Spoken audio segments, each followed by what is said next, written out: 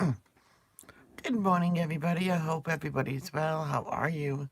First off, this is made for adults, not for kids, so no kids allowed. Now, I'm just gonna. No, he's sleeping. I'll wake him up anyway. Um,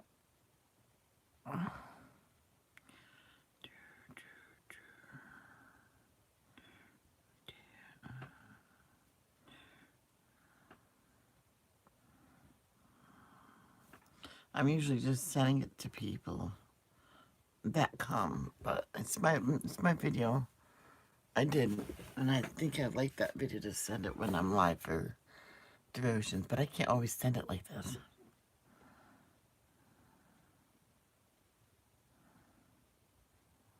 Just it's sending. There we go. And go to Instagram and do the same thing. And I just wait for people to come.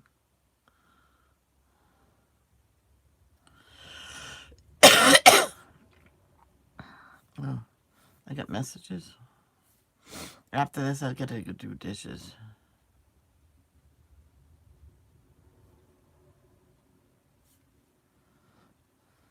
Oh, it's old.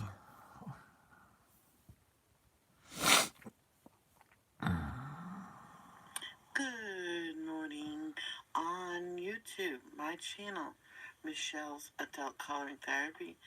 It is devotion time. Yep, that's it. There we go. It's sent to everybody. There we go. Hello, good morning, Arnie. And you're the first one.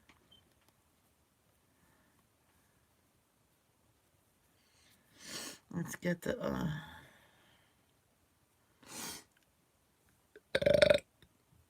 my iPad didn't charge all the way last night.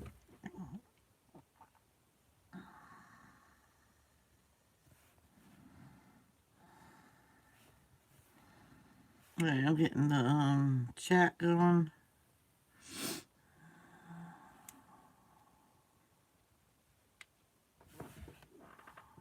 The heck? What are you doing up, Kim?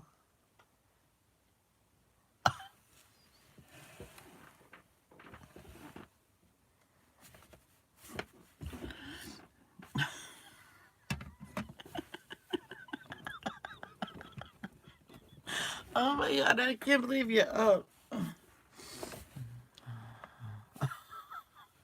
You had to pee. Oh, I was gonna get up earlier and this didn't work out.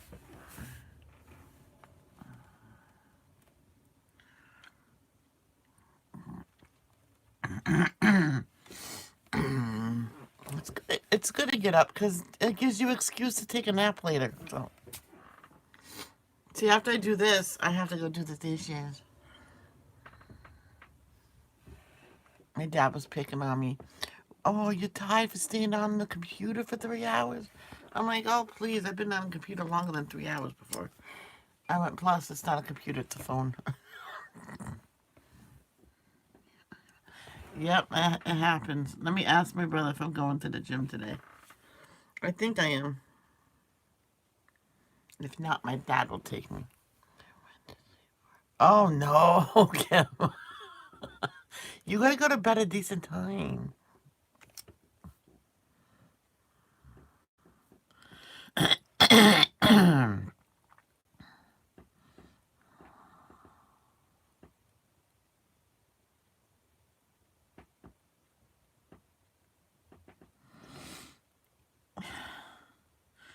Space. Oh, this phone is so tiny. Able to bring me to gym to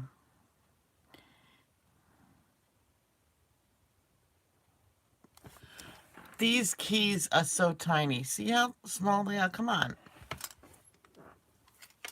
My fingers are twice the size of three buttons. You have to go.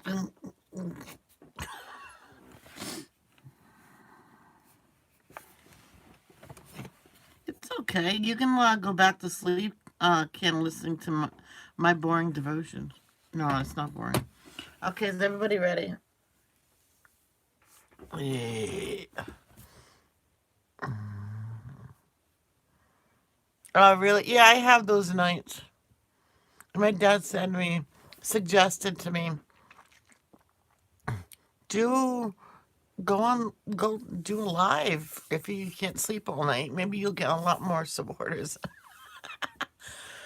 Uh, Maybe if I can't sleep at all, I'll get up and I can't sleep. I'll label it that. So okay, let's say the Lord's Prayer. Our Father who art in heaven, hallowed be thy name. Thy kingdom come, thy will be done on earth as it is in heaven. Give us this day our daily bread. Forgive us for our trespasses. Forgive those who trespass against us. Lead us not to temptation, but deliver us from evil. For thine is the kingdom, the power, and the glory, forever and ever. Amen. Okay. My day reading, right? Oh, crap. Did you hear any of that?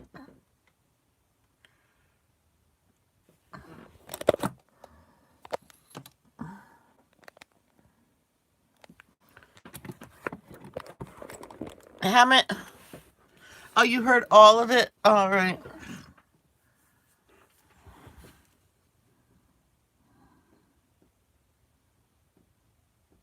Do you get coyotes at your house?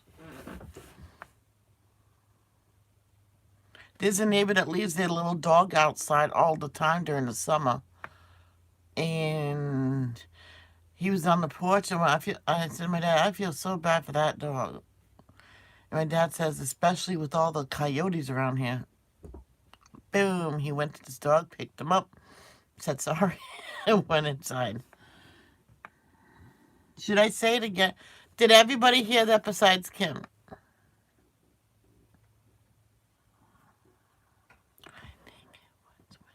Oh, yeah, it could be that.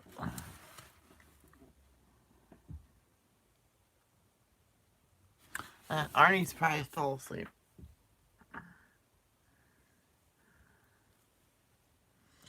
Okay, reading from Jesus Calling, November 20th. No, November 20th. Oh, okay. They probably are around there, but you just don't see them. Night. Jesus Calling, November 20th. I am pleased with you, my child. Allow yourself to become fully aware of my pleasure shining upon you. You don't have to perform well in order to receive my love. In fact, a performance focus will pull you away from me towards some sort of furry. I don't know this word. For isism. For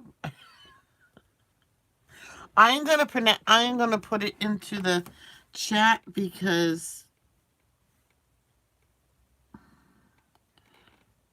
where is it now?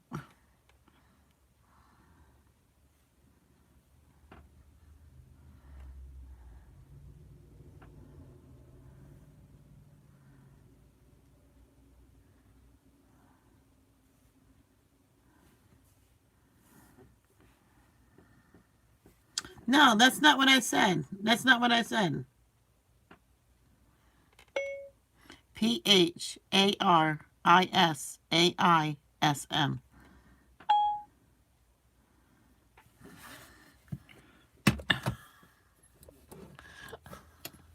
I think that's it. It autocorrected. What is that word?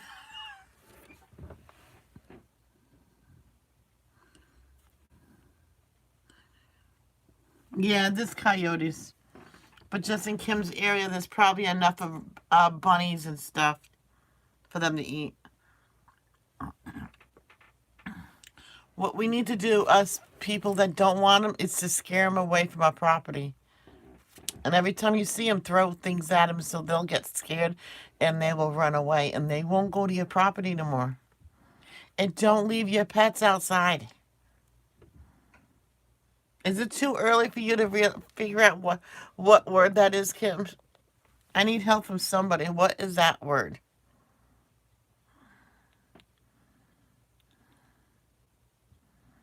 Oh, I can ask Suri.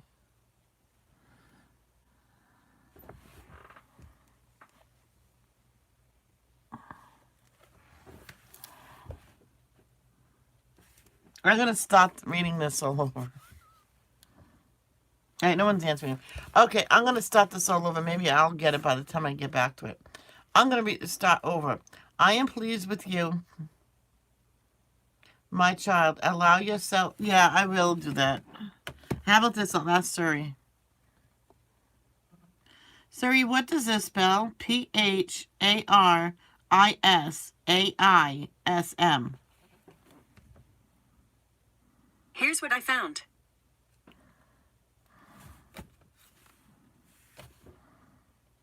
She doesn't know what it means.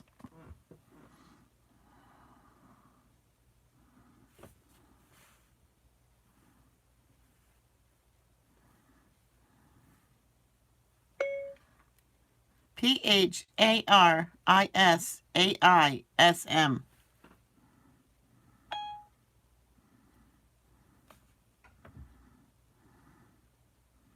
No, how do you pronounce it? You never...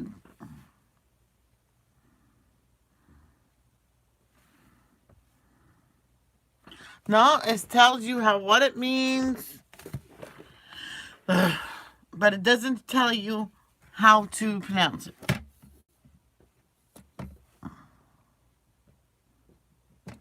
Anybody watching us on replay, please tell me what it means.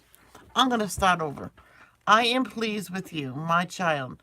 Allow yourself to become fully aware of my pleasure shining upon you. You don't have to perform well in order to receive my love.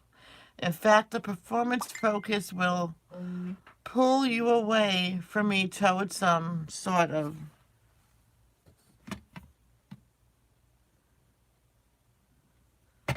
I'm going to spell the word. If you know what it means, please leave a comment below in the comments. If you're watching this on replay, P-H-A-R-I-A, no, start over. P-H-A-R-I-S-A-I-S-M. This can be a subtle form of idolatry, whatever. Worshipping your own good works. It can also be a source of deep discouragement when your works don't measure up to your expectations. Shift your focus from your performance to my radiant presence. The light of my love shines on you continually regarding of your feeling or behavior. Your responsibility is to be receptive to this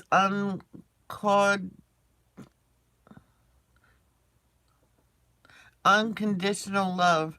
Thankfulness and trust are your primary receptors. Thank me for everything. Trust in me at all times. These simple disciplines will keep you open to my loving presence. I get frustrated when I can't figure out a word. And when there was other people coming to my devotions, they were just doing LOL.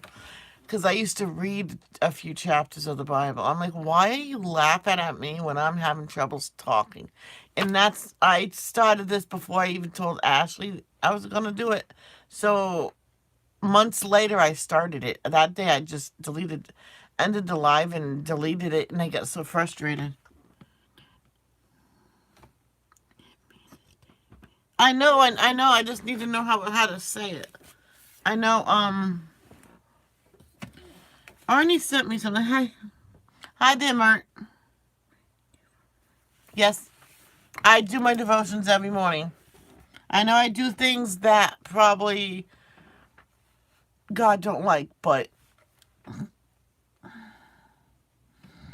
when it's my time to go to the good Lord above, I'll repent everything.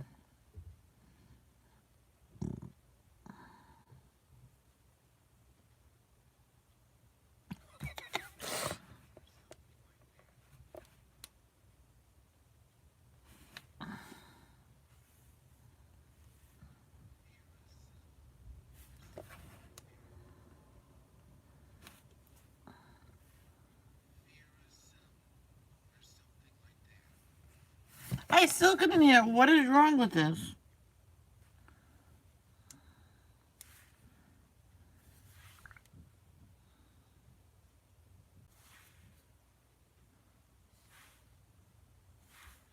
The same heck. Come on.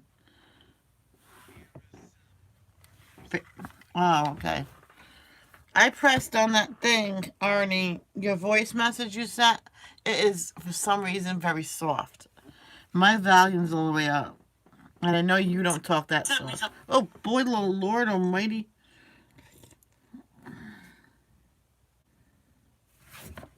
God still loves me.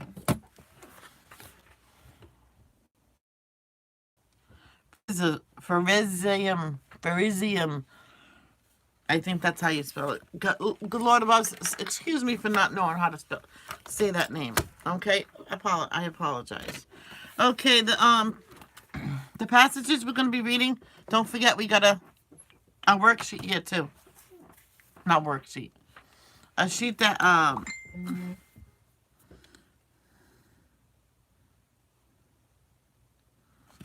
right, it might work on this one. I think. Phariseeism. Phariseeism. That's how it's pronounced. Pharisium, we'll say. All right, thank you, Arnie. Okay. The passages we're going to be reading is Ephesians chapter 2, verses 8 and 9, and Ephesians again, chapter 3, verses 16 through 19. And Psalms chapter 62 through verse 8.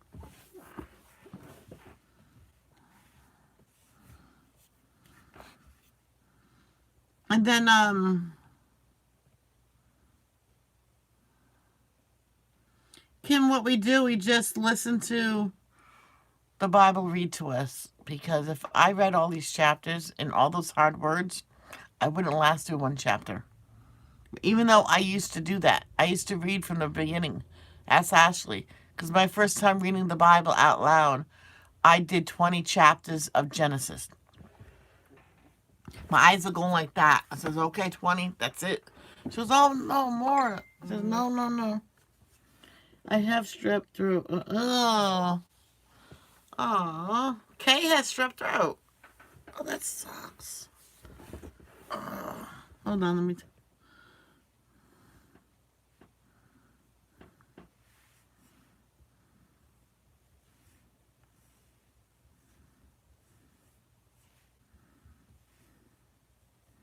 Yeah, I told my dad when I was sick and lost my voice, I told him and says I have a feeling I had strep throat.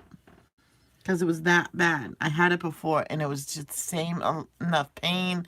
I Googled with salt and water. It got rid of it and it also got rid of my voice. So let's go to Ephesians chapter 2, verse 8 and 9.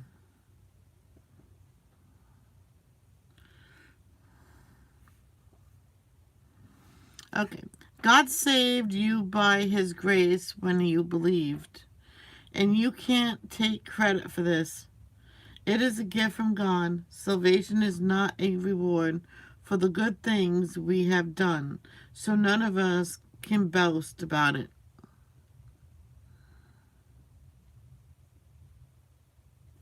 Alright, it's fine, Kim. You don't have to stay. Hello, Melissa.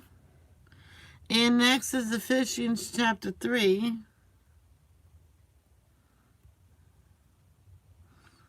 Verses 16 through 19.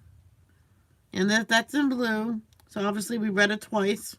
So now it's going to be in brown. I pray that from his gracious, unlimited resources, he will empower you with inner strength through his Spirit.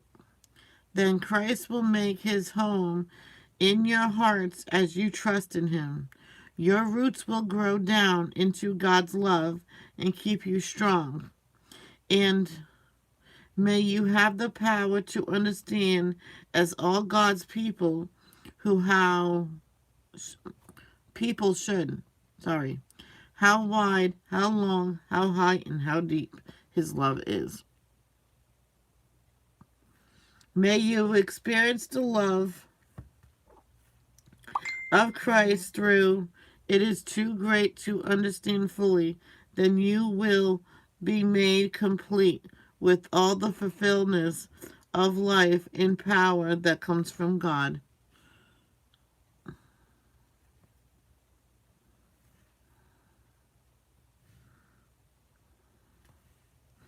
And next, we're going to be reading Psalms, chapter 62, verse 8.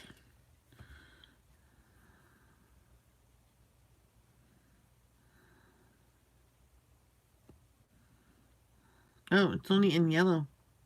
What does that mean? Blue. Okay. O my people, trust in him at all times. Pour out your heart to him, for God is our refuge. Yes.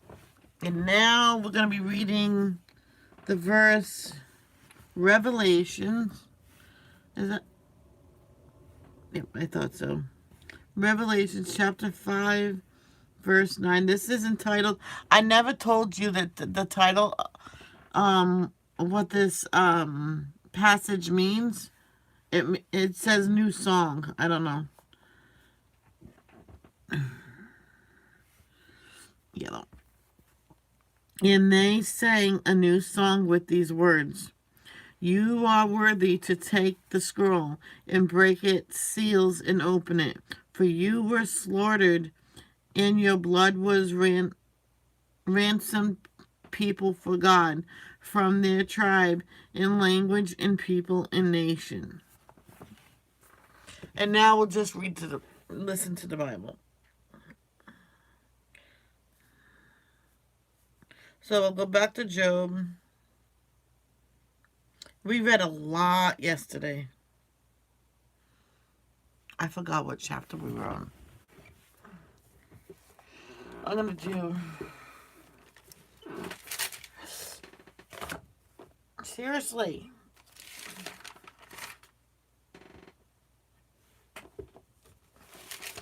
We read yesterday from chapter 9 to chapter 27. I just was having fun. See, I can read it up until 9 o'clock, do the dishes and stuff like that. So...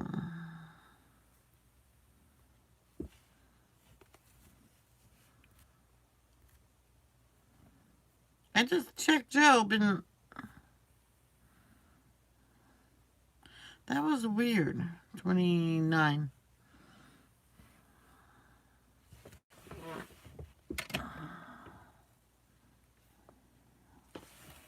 Chapter 29. Job speaks of his former blessings. Job continued speaking. I long for the years gone by when God took care of me, when he lit up the way before me and I walked safely through the darkness. When I was in my prime, God's friendship was felt in my home. The Almighty was still with me and my children were around me. My cows produced milk in abundance and my groves poured out streams of olive oil. Those were the days when I went to the city gate and took my place among the honored leaders. The young stepped aside when they saw me, and even the aged rose in respect at my coming. The princes stood in silence and put their hands over their mouths. The highest officials of the city stood quietly, holding their tongues in respect. All who heard me praised me. All who saw me spoke well of me, for I assisted the poor in their need and the orphans who required help. I helped those without hope, and they blessed me. And I caused the widows' hearts to sing for joy. Everything I did was honest. Righteousness covered me like a robe, and I wore justice like a turban. I served as eyes for the blind and feet for the lame. I was a father to the poor and assisted strangers who needed help. I broke the jaws of government oppressors and plucked their victims from their teeth. I thought, surely I will die surrounded by my family after a long, good life. For I am like a tree whose roots reach the water, whose branches are refreshed with the dew. New honors are constantly bestowed on me, and my strength is continually renewed. Everyone listened to my advice. Thank you. They were silent as they waited for me to speak. And after I spoke, they had nothing to add, for my counsel satisfied them. They longed for me to speak as people long for rain. They drank Thank you, Vicky. my words like a refreshing spring rain. When they were discouraged, I smiled at them. My Vicky, I don't know if you know, but this picture I started with. Well, I didn't start. Well, Kim's doing the 5-color challenge. She's done with her picture, and I decided to do this picture, which she realizes after she started her pictures, she has the same picture, but it's the 5-color challenge. It's not that hard, but the background's so hard to do. Oh my God, it's taken so long. I'm sorry. Oh my gosh, it's taken so long. look of approval was precious to them. Like a chief, I told them what to do. I lived like a king among his troops and comforted those who mourned. Chapter 30. Yes, it is Job hard. speaks of his anguish. It's challenging. But now I am mocked by people younger than I, by young men whose fathers are not worthy to run with my sheepdogs. A lot of good they are to me, those worn-out wretches. They are gaunt with hunger and flee to the deserts, to desolate and gloomy wastelands. They pluck Oh, you wild son of a greens duty. from among the bushes and eat from the roots of broom trees. They are driven from human society, and people shout at them as if they were thieves. So now they live in frightening ravines, in caves, and among the rocks. They sound like animals howling among the bushes, huddled together beneath the nettles. They are nameless fools, outcasts from society.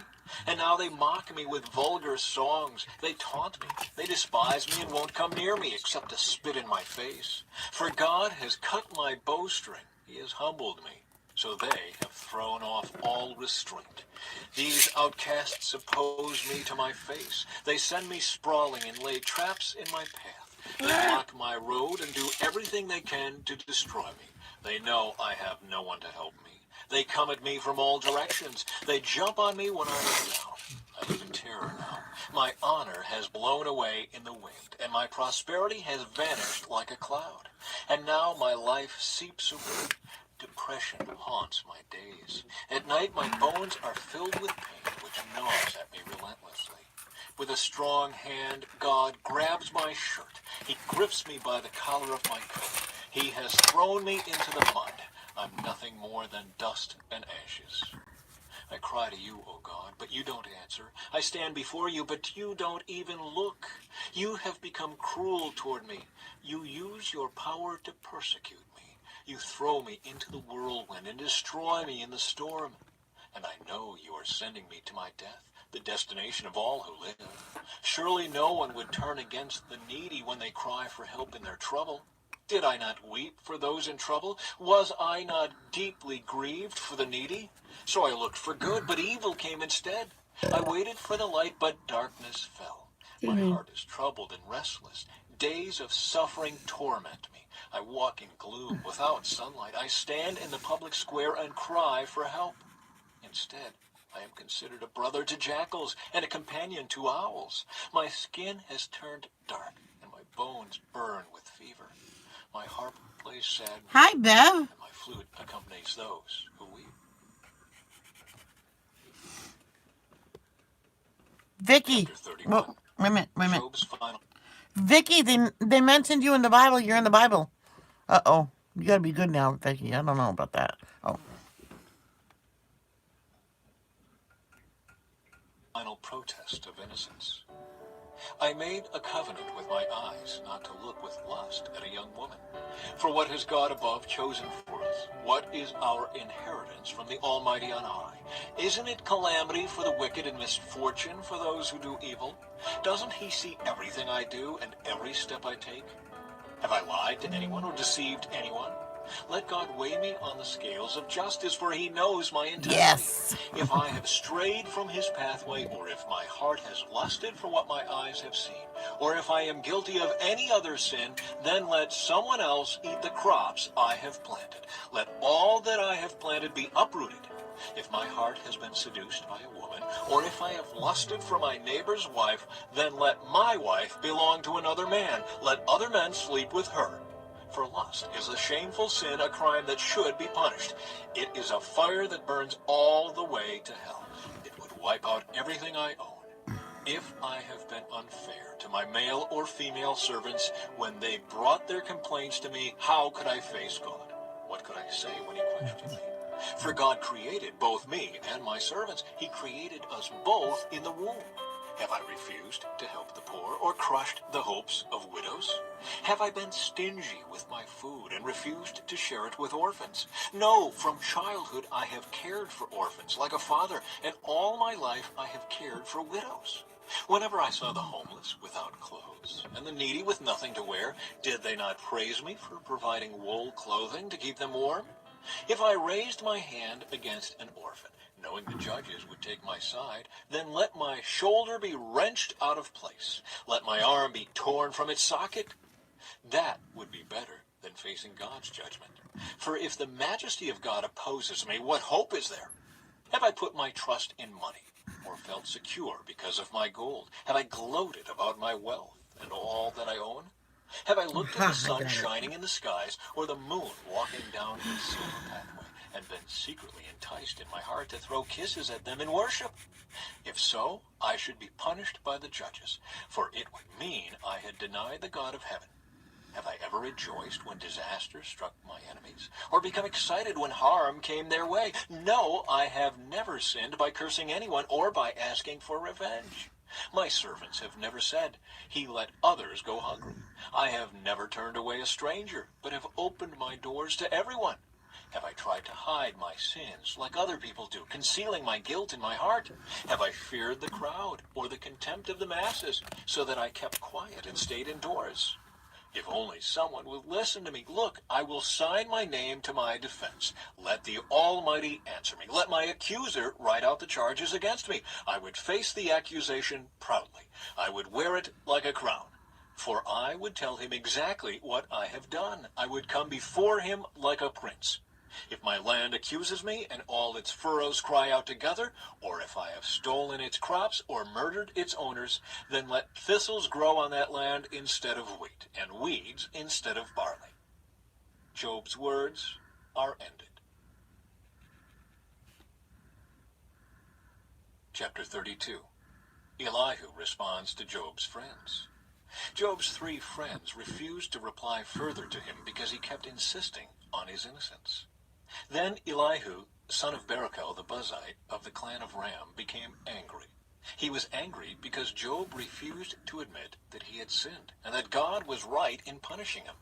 He was also angry with Job's 3 friends, for they made God appear to be wrong by their inability to answer Job's arguments. Elihu had waited for the others to speak to Job because they were older than he. But when he saw that they had no further reply, he spoke out angrily. Elihu, son of Barachel the Buzite, said, I am young and you are old, so I held back from telling you what I think. I thought, those who are older should speak, for wisdom comes with age.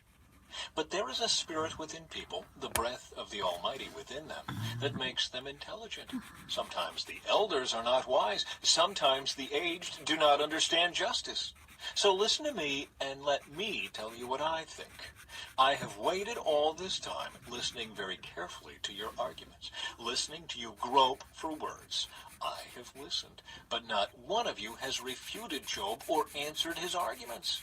And don't tell me he is too wise for us. Only God can convince him. If Job had been arguing with me, I would not answer with your kind of logic. You sit there baffled with nothing more to say. Should I continue to wait now that you are silent? Must I also remain silent? No, I will say my piece. I will speak my mind. For I am full of pent-up words, and the spirit within me urges me on. I am like a cask of wine without a vent, like a new wineskin ready to burst. I must speak to find relief. So let me give my answers. I won't play favorites or try to flatter anyone, for if I tried flattery, my Creator would soon destroy me. Chapter 33. Elihu presents his case against Job. Listen to my words, Job. Pay attention to what I have to say. Now that I have begun to speak, let me continue. I speak with all sincerity. I speak the truth. For the Spirit of God has made me, and the breath of the Almighty gives me life. Answer me if you can. Make your case and take your stand. Look, you and I both belong to God. I, too, was formed from clay. So you don't need to be afraid of me. I won't come down hard on you. You have spoken in my hearing, and I have heard your very words. You said, I am pure, I am without sin, I am innocent, I have no guilt. God is picking a quarrel with me, and he considers me his enemy. He puts my feet in the stocks and watches my every move. But you are wrong, and I will show you why.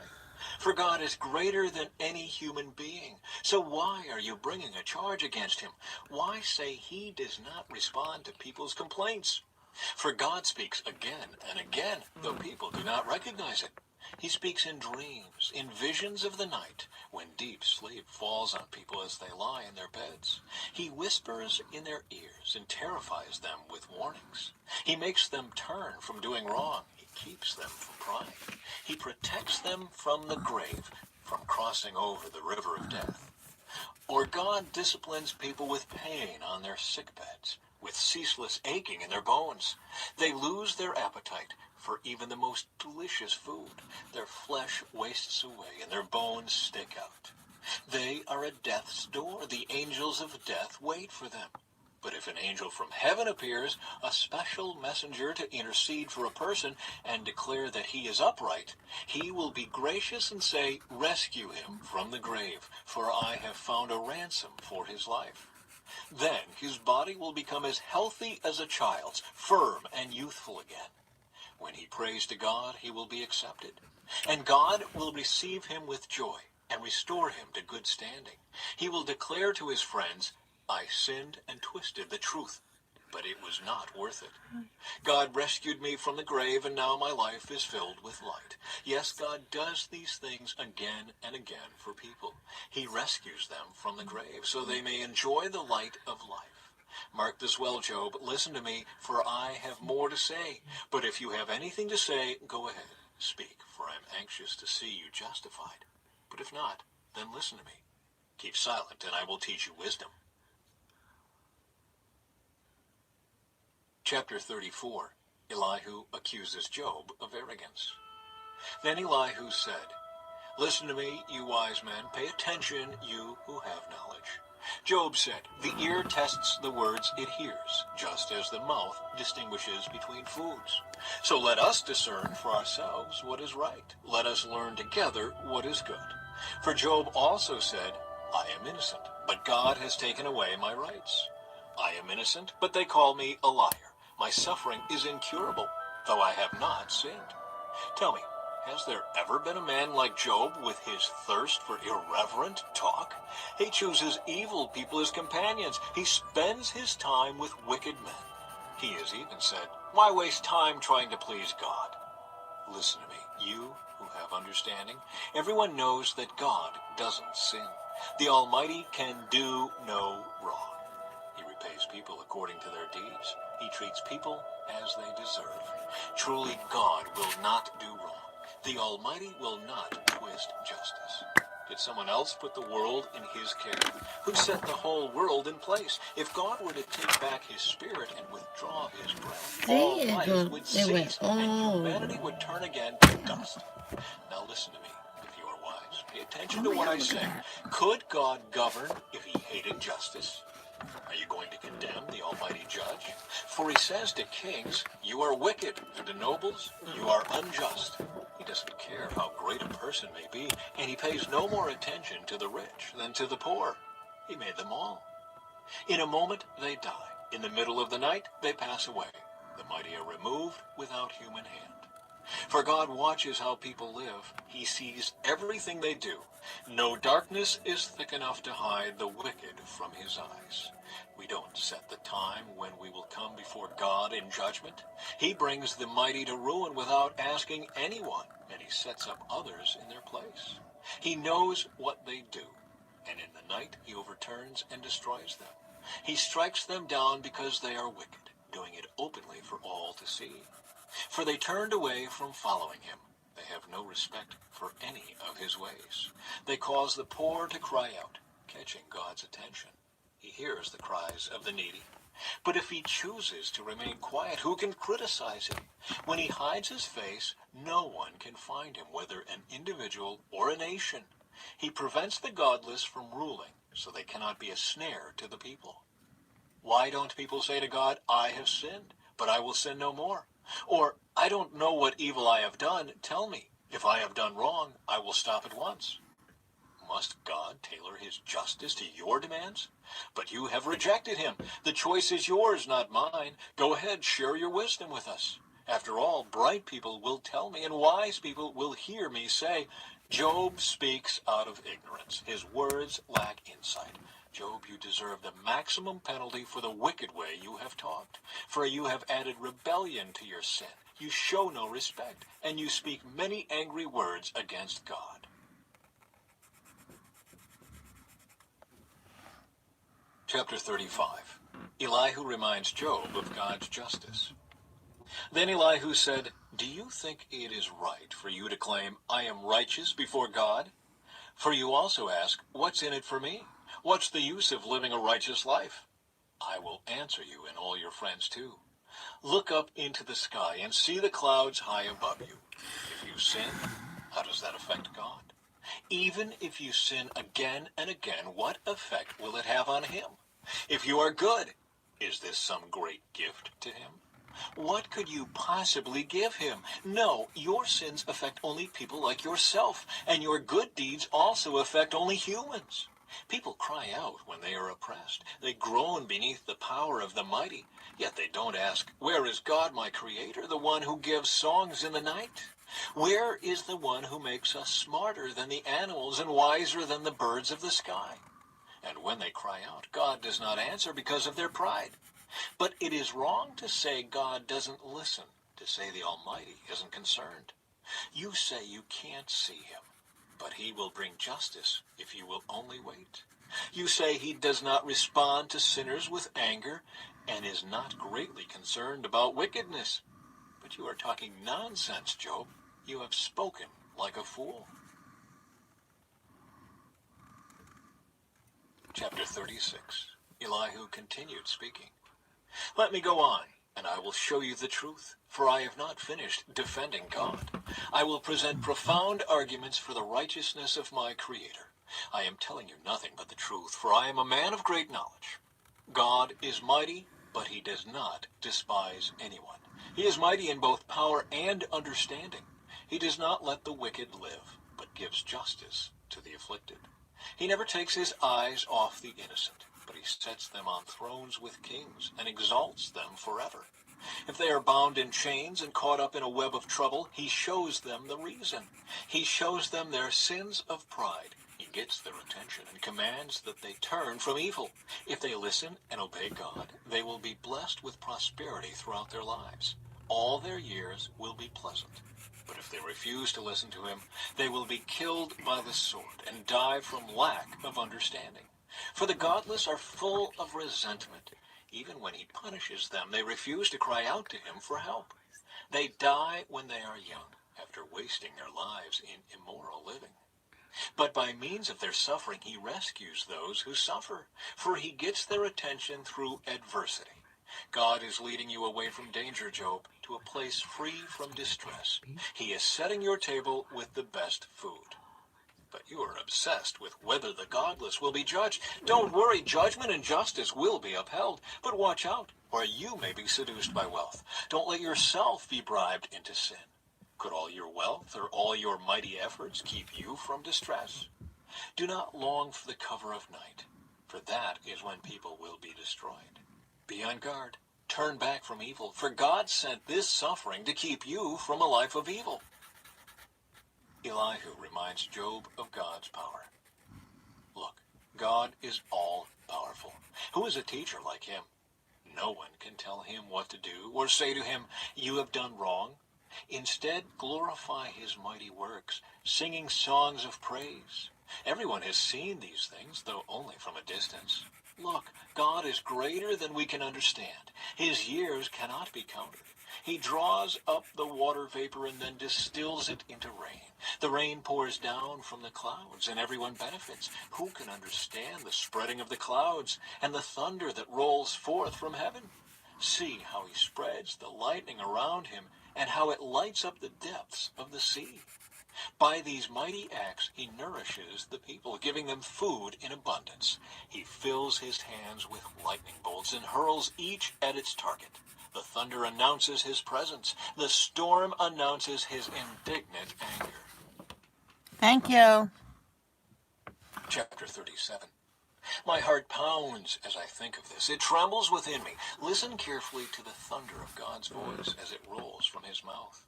It rolls across the heavens, and his lightning flashes in every direction. Then comes the roaring of the thunder, the tremendous voice of his majesty. He does not restrain it when he speaks. God's voice is glorious in the thunder. We can't even imagine the greatness of his power.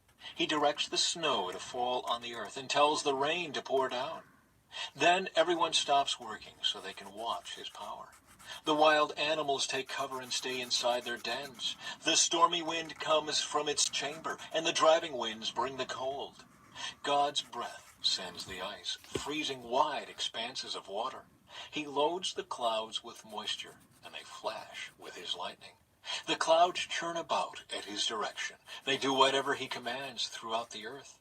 He makes these things happen either to punish people or to show his unfailing love. Pay attention to this, Job. Stop and consider the wonderful miracles of God. Do you know how God controls the storm and causes the lightning to flash from his clouds? Do you understand how he moves the clouds with wonderful perfection and skill? When you are sweltering in your clothes and the south wind dies down and everything is still, he makes the skies reflect the heat like a bronze mirror. Can you do that? So teach the rest of us what to say to God. We are too ignorant to make our own arguments. Should God be notified that I want to speak? Can people even speak when they are confused? We cannot look at the sun, for it shines brightly in the sky when the wind clears away the clouds. So also gold and splendor comes from the mountain of God. He is clothed in dazzling splendor. We cannot imagine the power of the Almighty. But even though he is just and righteous, he does not destroy us. No wonder people everywhere fear him. All who are wise show him reverence. Yes. We might as well just finish this chapter. Chapter 38. Book. The Lord challenges Job. Then the Lord answered Job from the whirlwind. Who is this that questions my wisdom with such ignorant words? Brace yourself like a man, because I have some questions for you, and you must answer them. Where were you when I laid the foundations of the earth? Tell me, if you know so much. Who determined its dimensions and stretched out the surveying line? What supports its foundations, and who laid its cornerstone as the morning stars sang together, and all the angels shouted for joy? Who kept the sea inside its boundaries, as it burst from the womb, and as I clothed it with clouds, and wrapped it in thick darkness? For I locked it behind barred gates, limiting its shores. I said, this far and no farther will you come. Here your proud waves must stop. Have you ever commanded the morning to appear and caused the dawn to rise in the east? Have you made daylight spread to the ends of the earth to bring an end to the night's wickedness? As the light approaches, the earth takes shape like clay pressed beneath a seal. It is robed in brilliant colors. The light disturbs the wicked and stops the arm that is raised in violence. Have you explored the springs from which the seas come? Have you explored their depths? Do you know where the gates of death are located? Have you seen the gates of utter gloom? Do you realize the extent of the earth? Tell me about it if you know. Where does light come from, and where does darkness go? Can you take each to its home? Do you know how to get there? But of course you know all this, for you were born before it was all created, and you are so very experienced. Have you visited the storehouses of the snow, or seen the storehouses of hail? I have reserved them as weapons for the time of trouble, for the day of battle and war. Where is the path to the source of light? Where is the home of the east wind? Who created a channel for the torrents of rain? Who laid out the path for the lightning? Who makes the rain fall on barren land, in a desert where no one lives? Who sends rain to satisfy the parched ground and make the tender grass spring up? Does the rain have a father? Who gives birth to the dew? Who is the mother of the ice? Who gives birth to the frost from the heavens? For the water turns to ice as hard as rock, and the surface of the water freezes.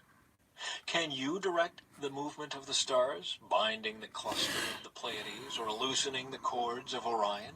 Can you direct the sequence of the seasons, or guide the bear with her cubs across the heavens?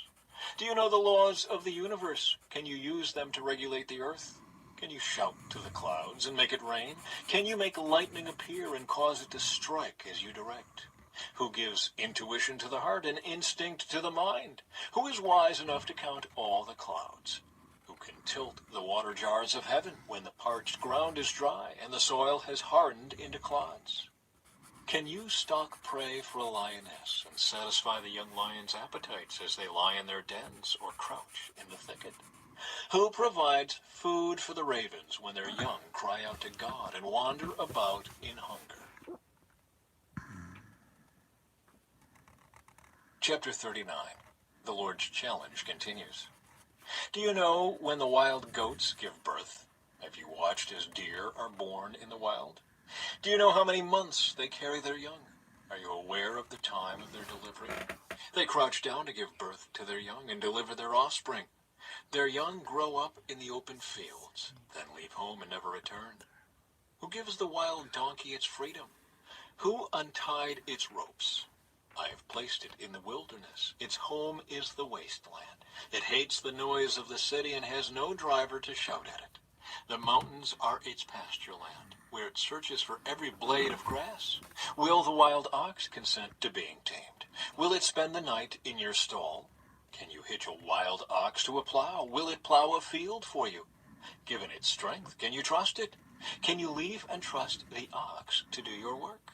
Can you rely on it to bring home your grain and deliver it to your threshing floor? The ostrich flaps her wings grandly, but they are no match for the feathers of the stork. She lays her eggs on top of the earth, letting them be warmed in the dust. She doesn't worry that a foot might crush them or a wild animal might destroy them. She is harsh toward her young, as if they were not her own. She doesn't care if they die. For God has deprived her of wisdom. He has given her no understanding. But whenever she jumps up to run, she passes the swiftest horse with its rider. Have you given the horse its strength, or clothed its neck with a flowing mane? Did you give it the ability to leap like a locust? Its majestic snorting is terrifying. It paws the earth and rejoices in its strength when it charges out to battle. It laughs at fear and is unafraid. It does not run from the sword. The arrows rattle against it, and the spear and javelin flash. It paws the ground fiercely and rushes forward into battle when the ram's horn blows. It snorts at the sound of the horn. It senses the battle in the distance. It quivers at the captain's commands and the noise of battle. Is it your wisdom that makes the hawk soar and spread its wings toward the south? Is it at your command that the eagle rises to the heights to make its nest? It lives on the cliffs, making its home on a distant rocky crag. From there it hunts its prey, keeping watch with piercing eyes. Its young gulp down blood. Where there's a carcass, there you'll find it. Chapter 40. Then the Lord said to Job, "Do you still want to argue with the Almighty? You are God's critic, but do you have the answers? Job responds to the Lord. Then Job replied to the Lord, No. Oh, we're gonna finish this tomorrow. And this will be done later on. Oh, thank God. I'm almost done. Yay. I can't believe this thing, stupid paper, shifted and I didn't realize it. And there's blue all up here. Not much, but you know.